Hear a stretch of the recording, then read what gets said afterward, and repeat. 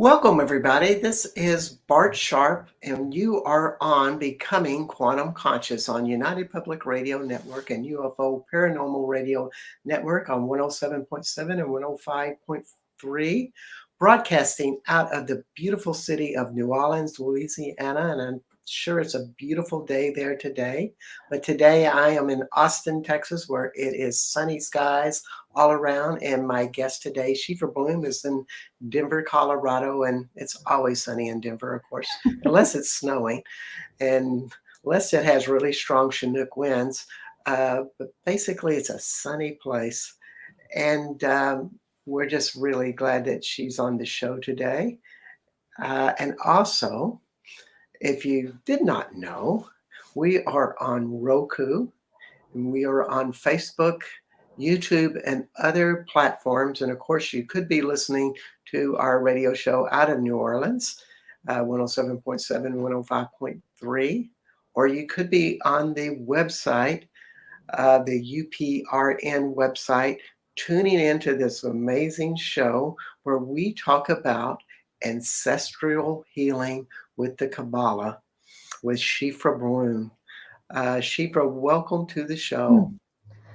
Hey Bart, thank you so much for having me back on the show. I know it's going to be a really fun conversation. Oh, it was deep the last time we talked, and I've known Sheefra for a couple of years, and she kind of just knocked me out the first time I really got to sit down and visit with her, because she has been a student of the Kabbalah probably for lifetimes, but this lifetime you started very young Yeah, studying mysticism. right, right. So that's what we were talking about the first time that I came over to your house, and I did a session with you actually, right? And I was sharing with you about some of my own history of how when I was younger, I was, always drawn to the mysticism and started learning at a more younger age. And I would not be surprised if a lot of the listeners probably are also more sensitive types of people, but I can definitely speak for myself, being like the kind of kid who saw things that other people didn't see, and then who always thought deeper as well. I remember when I was young and my grandfather passed away, um, you know, as even just as a kid, wondering what happened to him, what's next, and this just sent me into learning and learning ancient texts and really going down the rabbit hole, and that's led me to where I teach on these things, and I've been doing so for many years now. And I'll publish my book soon as well. And what's the uh, title of your book? well, the book is an intro to Kabbalah, so it's called The Four Worlds, uh, Volume 1, and it's an introduction to Kabbalah for people who want to discover their own inner magic through that pathway. And it comes with a deck of cards that you can play with and a workbook so that you can really apply it in a practical way to your life, because I love talking about all these really mystical and things, but what I really love to do and what people listening are going to get from this show is I love to say, okay, now that's great, but how do I take it home? How do I apply this to my life? How do I make it practical? Because if it doesn't change anything, then it's kind of just entertainment. Mm, And entertainment is cool, but I'm really standing for us improving our lives and improving our relationships and really just maximizing the potential that we get to be incarnated in this experience. So that's what the book does. And people of course can find it through finding me on Instagram or my website. Those announcements will be made when that's available. yeah. Yeah. And you can also find it when those happen at your website, shefrabloom.com. And I'm going to spell your name because it is a little unusual. Yeah. That would be SHREE No, F. no, no, no. Oh, I get it. SHEEFRA Yeah, BLUME. yeah, right. And so Sheefra is to me, what always amazed me was all the time you have spent just alone like a mystic. And of course, I guess what, 200 or 300 years ago, women were not reading the Kabbalah. Is that correct?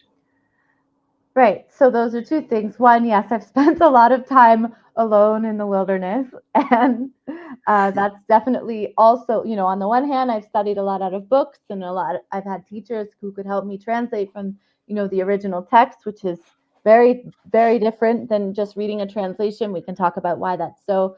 And then on the other hand, yeah, I mean, so when you say women weren't reading the Kabbalah, what's interesting is that while there are certain texts that are the main texts of the Kabbalistic tradition, there is no one book that's called the Kabbalah, but rather Hmm. Kabbalah is an entire cosmology, it's an entire worldview, and it's mostly an oral tradition that has been, of course, written down by the great mystics and uh, into some specific great works that are reputable, but those have their own names and aren't the Kabbalah. Kabbalah itself simply means to receive.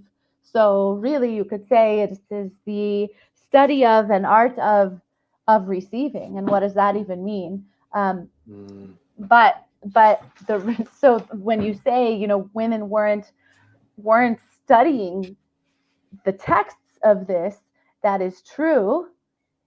But if you think about it a little deeper, it's not as much that they were prohibited as it is that they were exempt, because women, and specifically the feminine, is more familiar with the art of receiving and reception energetically than is the masculine. And so you kind of have both. You have on the one hand that no, they weren't studying it, but you also have a lot of things that women are exempt from, a lot of different rituals that some people like to say, oh, they're not allowed. It's more that it's more that they just aren't required.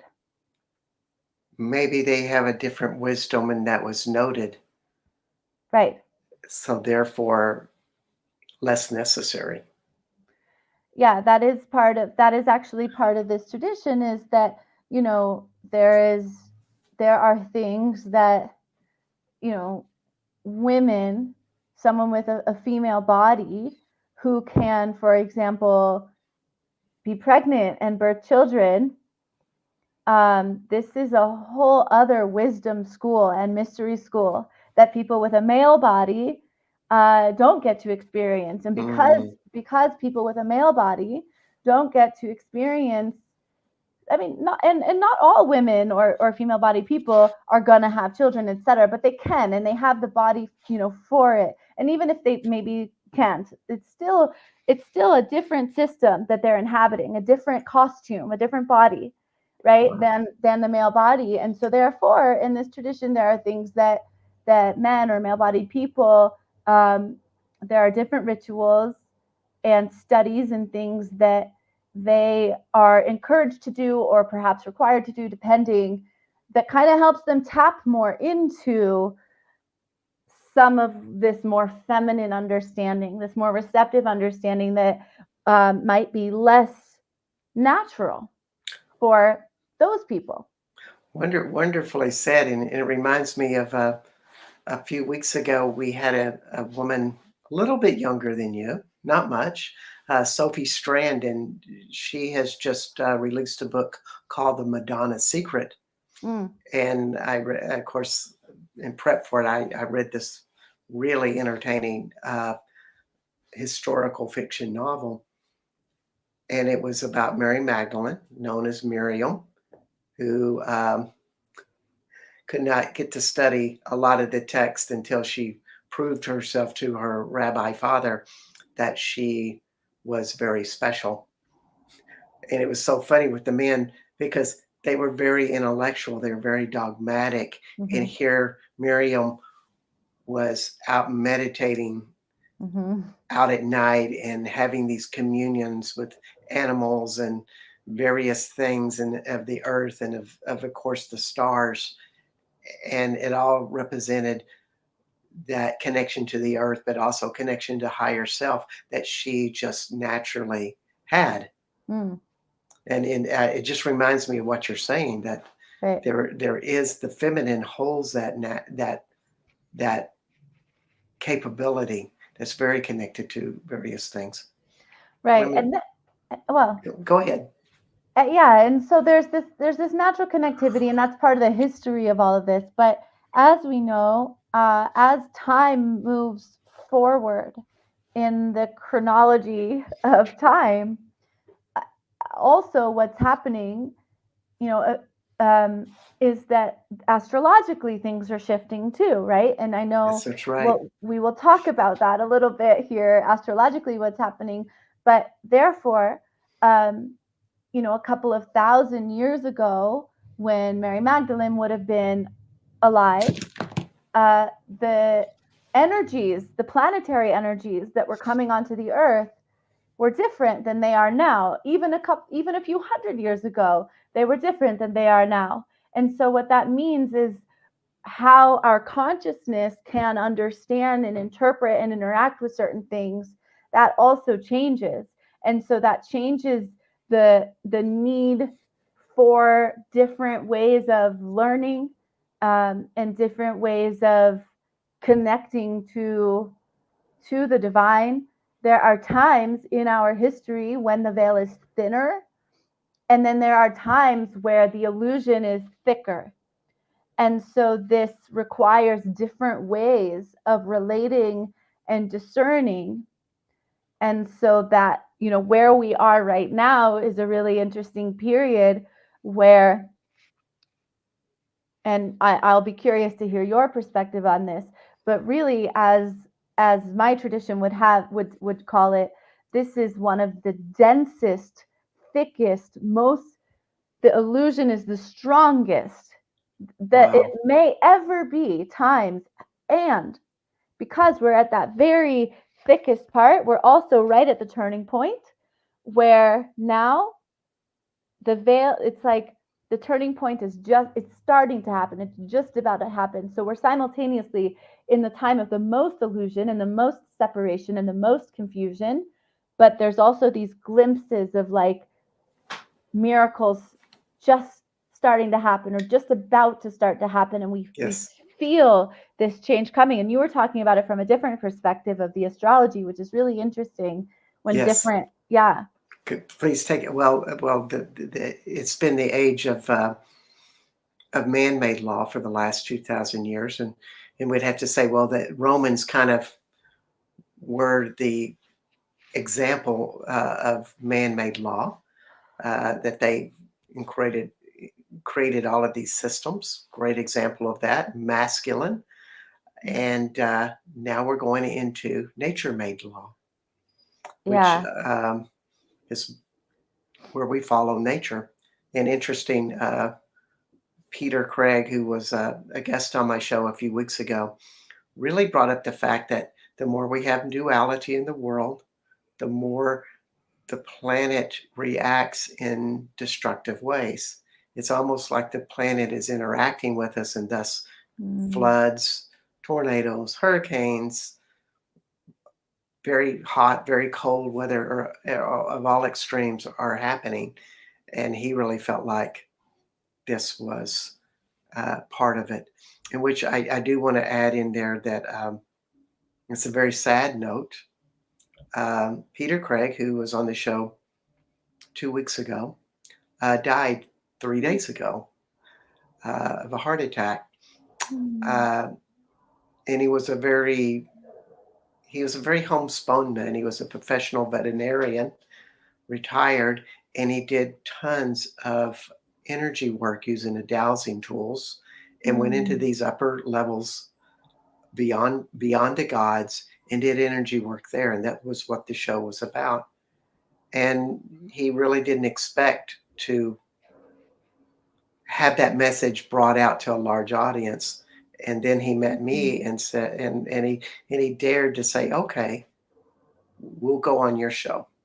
mm. And so he got that message out one time to a bigger audience. which made him very happy. And I'm just really sad that he's gone, but also I just wanted to mention to everybody that was listening at that Mhm. time that he's working in another realm. And we in Austin that are his friends dearly miss him. Mhm. Um, but going back to the Kabbalah and this time, we were sitting into a new era, and you just bring up such a. I love the way you use the terms illusion and the veil is thinnest. Like the Mm. illusion is when it's really thick, and we can't really see what this is, which is a lot about what this theme is for today. We've not even mentioned what the show's about yet, Right, which it's titled Ancestral Healing with the Kabbalah. But I right, think we're right in the thick of it right now. right. Well, there's so many ways we could take this conversation. The ancestral healing piece, because that's what we call the show. We could start there, but uh, what I am observing is that people, everyone I know, are feeling a lot right now, and there's heaviness. People are whether it's the daily life stuff that is weighing on people, or whether it's global stuff that is weighing on people also, or a combination of both. um, there's so much, and so go ahead. No, well, I was just saying whether it be a war or a environmental crisis or a illness, where all of these things are very much apparent, and there's a lot of opportunity to believe in the reactions. But as you say, there are illusions, the density of illusions. And so with the healing piece, I mean, this is interesting because I do healing work. People come to me, they can get a reading, and then we can go into a deep healing. And you do healing work. And we talk. You talk about healing work on the show, but there's so many levels to it. And so if I'm given the opportunity to speak for a limited amount of time, on the show now today, what the piece that I want to focus on is for people to focus on, okay, well, what can I do now? What can I do today? Because I also have training as an herbalist, and in natural medicine, and so we could talk about on that level of healing and disease, and the karmic inheritances of hereditary things like that. We could talk about um, generational trauma, which we all carry in different ways. And there are many ways to approach healing that. There are many modalities, there are many processes. But what I'm seeing right now is on a bigger scale, it really is this timeline, this this experience. If you go into Kabbalah cosmology, there's an entire, almost like a game that's playing out. And we are these souls that get to experience this game and get tested. And so if we zoom out, and then and I'd like to talk about that game a little bit more, because where the healing that I see really comes from is being able to activate the quality of discernment, and Hmm. to right and to be so. I'm just trying to distill it down. If we can be less reactive and have more clarity via the attribute of discernment, and then if we can choose actions that create more harmony in our immediate sphere and less inflammation in our immediate sphere, healing will come from that. Indeed. And also it's the energy of that density of illusion that energy creates everything. So therefore, you may have all of these publications, television shows, internet uh, speakers talking about things that are in a very reactive way, and they are hooked into the density. And maybe they're trying to manipulate that dense point of view. And the real question is, to me, is like, how do you see that coming? Right. Because there's some stories out there that are very true, Right. and then there's some of them that are not. And maybe we can share a little bit about how you experience that. Yeah. How, Well, okay. So I'm going to take some notes so I cover everything here because on the one hand, I want to talk about worldview. I would love to go into a little bit of the cosmology of this of the Kabbalistic narrative of creation and the different Kabbalistic energy centers and what's happening on that level.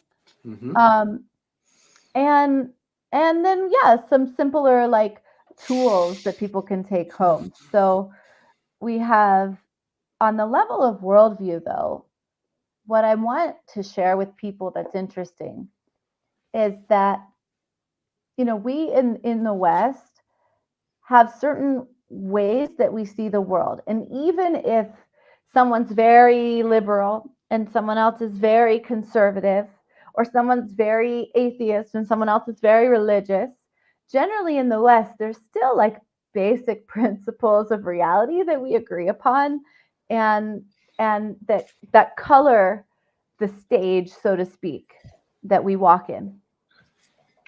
There are other places in the world far away where the worldview is drastically different than what we in the West can even fathom.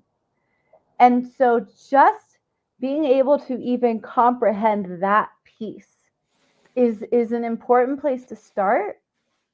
And what I want to emphasize is that it's so beyond the difference between Republican, Democrat, liberal, conservative, atheist, religious. It's like wildly different worldviews.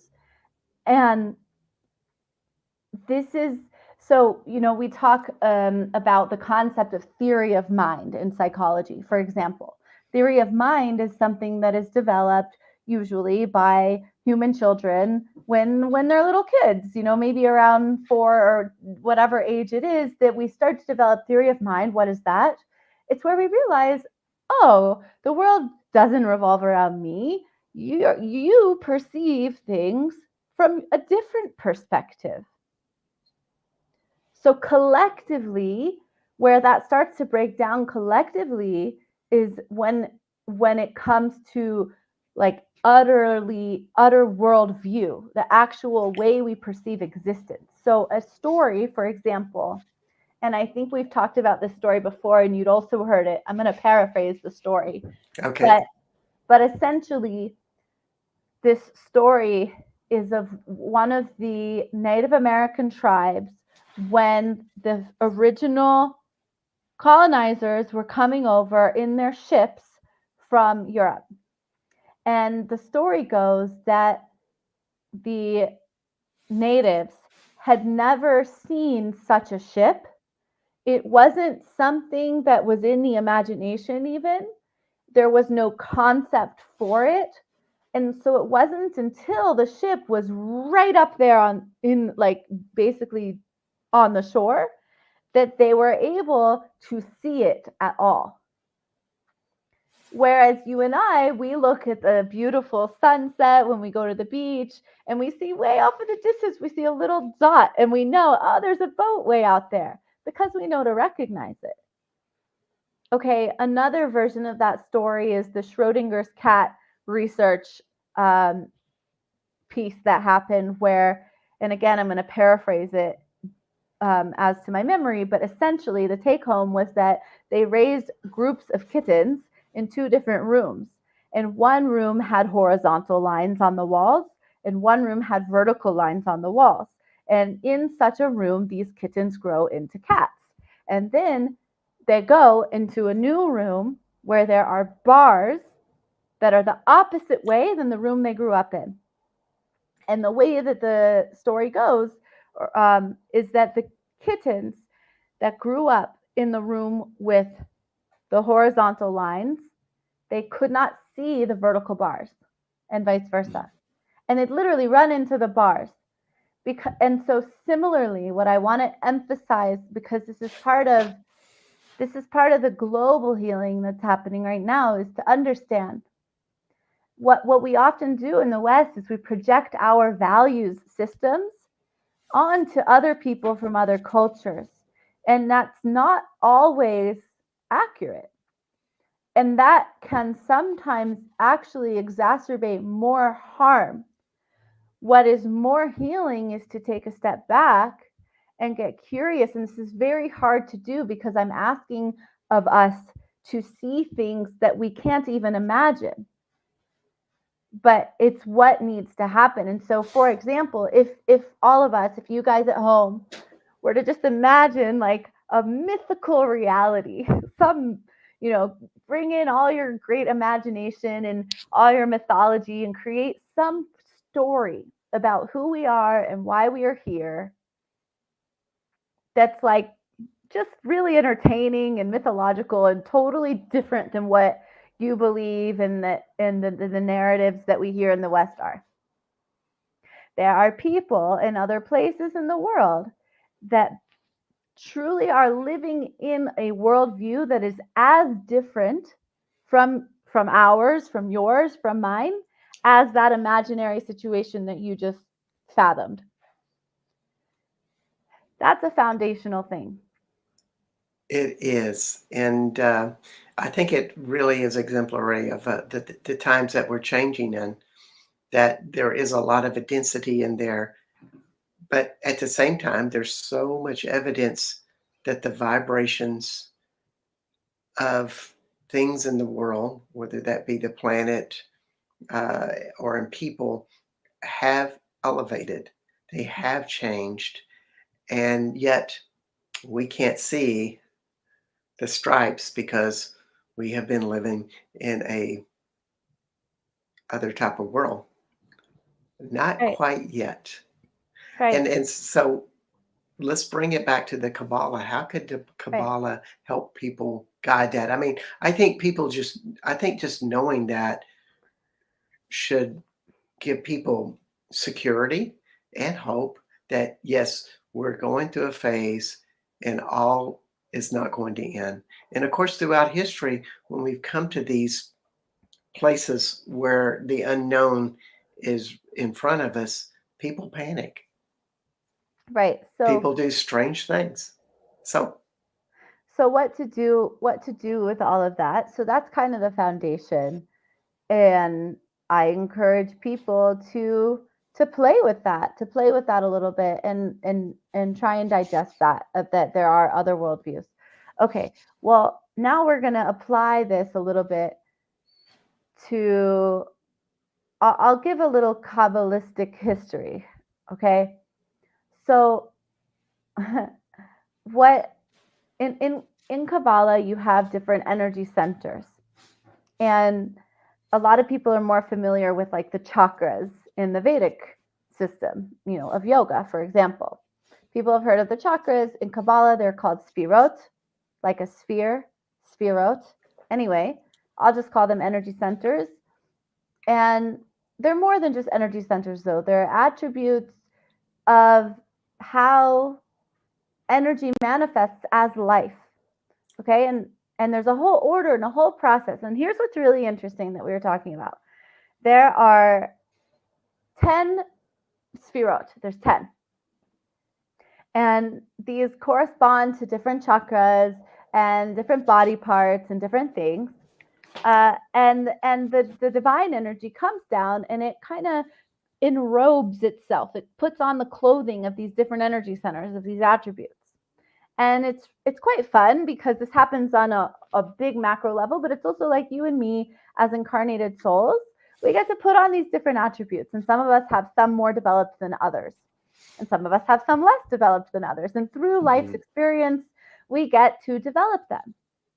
So that's another big wide view thing to think of, And is that, oh, I am being given whatever challenging experience is facing me. I'm being given that for the explicit opportunity to develop these attributes of myself, these energy centers. What happens when you develop these energy centers, these attributes, is that you actually, as you, this is so cool, as you develop them more, you create more space within yourself to actually embody more of your soul, so that more of your higher self can actually inhabit you. That's so cool, and it's so spot on. It's so A cool. lot of people just call it in the New Age community the space. David Hawkins kind of termed that you learn what that actually feels like, and Hmm. it's a part of being in a higher level of awareness that you actually feel vibrations inside of your body all the time. And there's a certain amount of people that are doing that now. Other people are in their heads. Right. And so I want to share with our listeners like a pretty deep Kabbalistic secret, really. I mean, it's known, you can find it, but it's not the easiest thing to just Google or look up. Okay? And it's really an important thing, I think, for this time, for those of us who want to heal and we want to learn how to discern between what's true and what's false and what's right and what's wrong. Okay, there's a there's a there's a sphere, one of these centers, if you will, attributes that is not included in the 10, but that is also not included as an 11th. But it is another attribute, but it, and then we're going to ask why isn't it just 11? And it's very important. So this attribute is called da'at, D-A-A-T, da'at. Okay, da'at would, if it were to correspond to the chakras, for example, it would correspond most to the throat. Okay, but in Kabbalah, it is absolutely not considered an 11th sphera. Rather, it is considered its own special, extra, mystical, magical, secret thing. It's kind of Why? a non-linear world. Yes, Uh, and so the question is why? And this points to the absolute power of the throat and of our speech and our potential to create from that. And the word da'a doesn't mean throat. It doesn't mean throat at all. That's just what it would correspond to in the chakra system. What da'a usually translates to is knowledge. Okay. But knowledge is actually only part of the equation, too. Uh, so I'm going to go back even a little bit more. We have the story of the Garden of Eden, right? And we have this story where they eat from the tree of knowledge of good and evil. Well, that's the English translation. What it really is it's the tree of Da'at. And what Da'at is, we translate it to mean knowledge, but what we know is in the Bible, in the ancient texts, when they use the word da'at, which we translate as knowledge, for example, when they say a man knew a woman, it means he was physically intimate with her, right? And so we're saying the tree of da'at doesn't just mean he knew the woman. It means he was intimate with her. It means he mixed himself with her. He combined, he joined, he became one with her.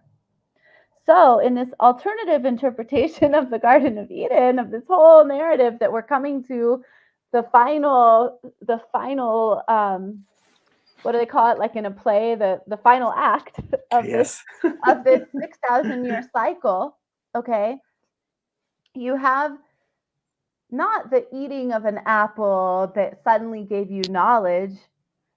You would have rather the mixing and the confusion of what is good and what is not. And now we get into this discussion of course, duality and well, isn't it all one anyway? I want It's to kind of separate. it's kind of like the next step, what that whole act was.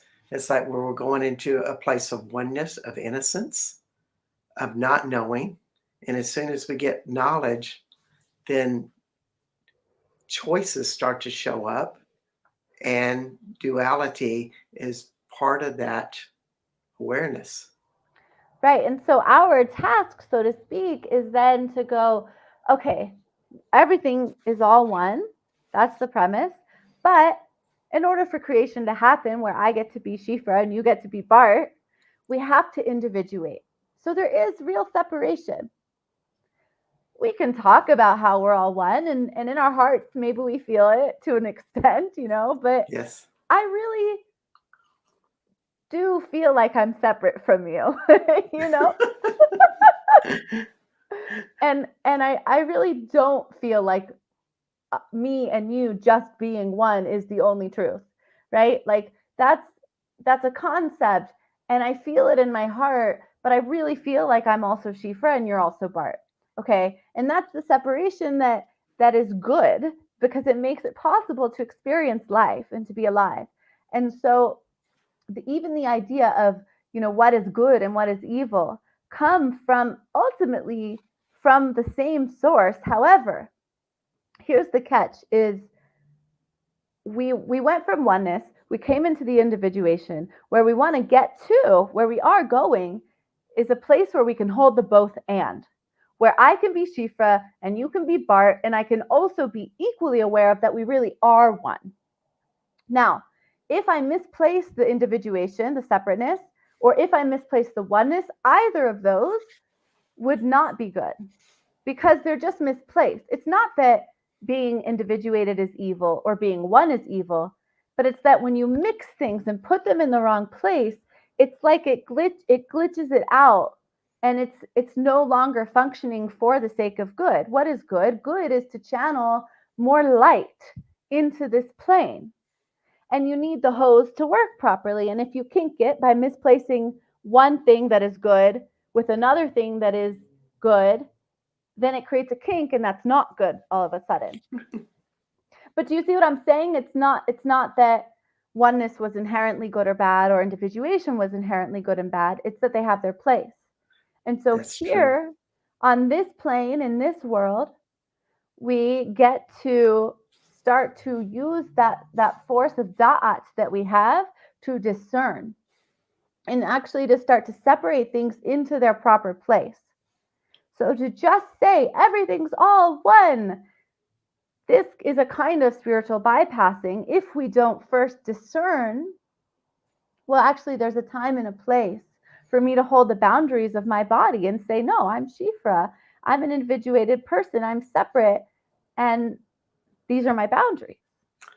Yes, I see it more like the individual journey of learning a form of internal perfection, that the space within you becomes highly evolved and developed. And of course, very few people are even close to achieving that. And at the same time, it changes everything around you. And you are contributing to the collective consciousness with that. But it's a very individual thing there. And you were also telling me, in when we were discussing earlier, is maybe some tools to help people Right, learn to evolve in their knowledge or dat. right. Well, I think the piece about the collective consciousness and how our actions affect the collective consciousness is important to also mention, um, for people, because it can be overwhelming, and we want to take tools home. We want to feel better personally, but then I also want to help the whole world. And I think two things. One which is important is for people to recognize, look, in order to help the world, really, I look outside my window. I live in a city, and I see a lot of beautiful things, and I also see a lot of suffering right here on my street. And what I do know is that the more harmony energy that I can contribute to, the more harmony energy there will be. And the more people that will be able to then contribute to more harmony energy. And that this will spread. And that this can even be picked up on energetically from across the planet. And what I also know is that the more volatile energy or inflammatory energy that I contribute to, then I'm contributing to more of that. And that is what I will contribute to, and that is what will spread. Yes. And so be careful what you watch, read, practice, speak, and hear. And And so before you say anything, I have to say this is Becoming Quantum Conscious on United Public Radio Network and UFO Paranormal Radio Network, seen on Roku, YouTube, Facebook, and other platforms. And today you are listening to Sheefra Blume at www.sheefrablume.com, and you can also catch her on Instagram, but you can catch her new book about the Kabbalah coming out soon, as well as schedule private sessions with her. Have I missed anything there? thank you. I think I got it all. So, what were we saying? No, thank you, Bart. And I'll say too, if people do want to contact me or anything, they're always welcome to send a message on Instagram in case my calendar, in case there's nothing available there, they can send a message and reach out. But what I wanted to just tie all of this together with the throat and the da'at and the healing and everything. Da'at, this is a very key to this next jump in healing and in our evolution, and it's the ability to discern, and what we have the power to do.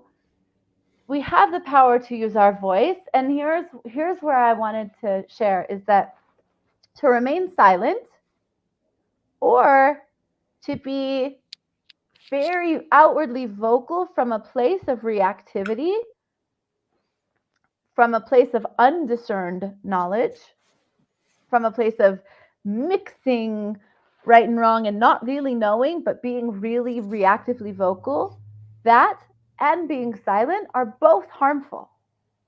They're harmful on a global level and they're harmful on an individual level. So the important thing is to be able to practice discernment. And you say, well, okay, but it's so confusing, and what do I do? And what do people at home do? And so my suggestion really is, again, coming back to is what I'm doing, are my actions, is what I'm saying, is my speech contributing here and now to more healing and harmony in my immediate sphere with the people I'm interacting with? Or is it contributing to more inflammation and hostility in my immediate sphere with the people? Like, this is a marker because we have limited time here, but it's like that's the nut of it. That's the take home. That is so key. And that's healing ancestral lineage. It's healing the future of what could happen because we create through that center. It's bringing us into this final act of this stage. You said we're coming into a new era. The Kabbalistic tradition would also say that we're coming into a new era. You said that an era that's divine, that's guided by the laws of nature, and same with the Kabbalah would say we went into this stage where we mixed truth all together, so we couldn't discern truth, and we're just at the cusp of a new period where truth will be clarified, and where you said will be governed by now the laws of nature, and I think that's just another way of saying the same thing. Yes, and it's so cool the way you speak about it. The Kabbalah sounds more like a map that you can follow and know where your next steps in your evolution are with that. But also, one of the messages that you seem to be bringing out is know your internal world and know what peace and love feel like inside Mm. of you. Um, if you are angry and you are kind of disgusted with certain things or stressed about certain issues, resolve that internally, Right. and therefore you're less likely to be manipulated by it out in public or out with things that you believe in.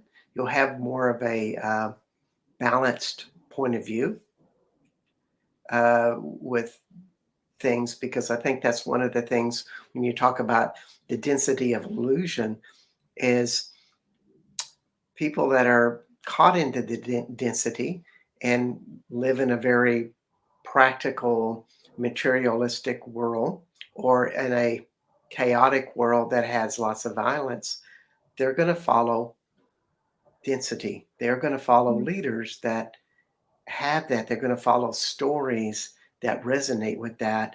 And therefore, they're just more apt to be manipulated. Yeah. Yeah, And that summarizes it really well. and leadership is often about that internal clarity Yeah. that you can have that, and the world manifests leaders that resonate with that. Right.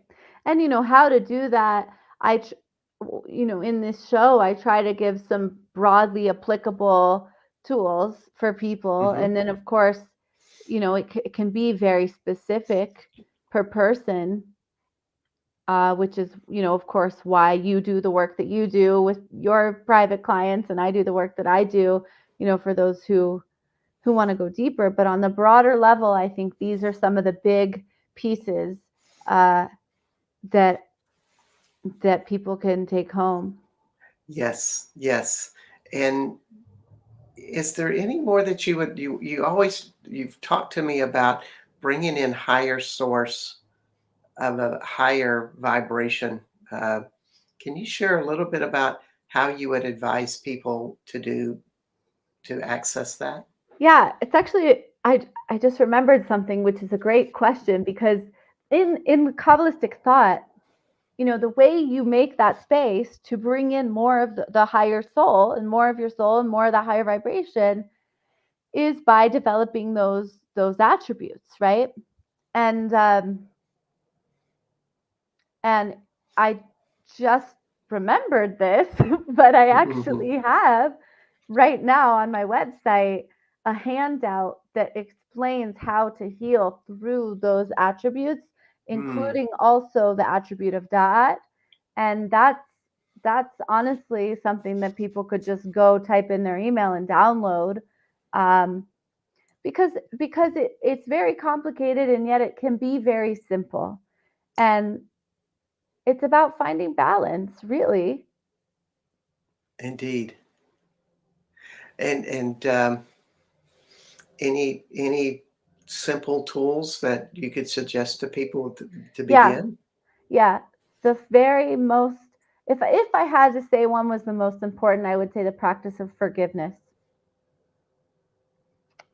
Um, Mhm. and I have a forgiveness meditation I do with people, but finding a forgiveness meditation or forgiveness practice, understanding what forgiveness is, that forgiving does not mean necessarily accepting that something was right, that you can still condemn something but also forgive. So just the practice of forgiveness, uh, and really the study of that, of what is even that, and how does that affect me, that's a great place to start. It really is, because if you always see somebody as the villain and they are just horrible no matter what, you hold a hardness and density inside of yourself, and therefore it's less it's harder to evolve beyond that. Whereas if you look at somebody and go, I wonder what pain they're in that they would do such things, and you venture into their world that way, then you may have more awareness.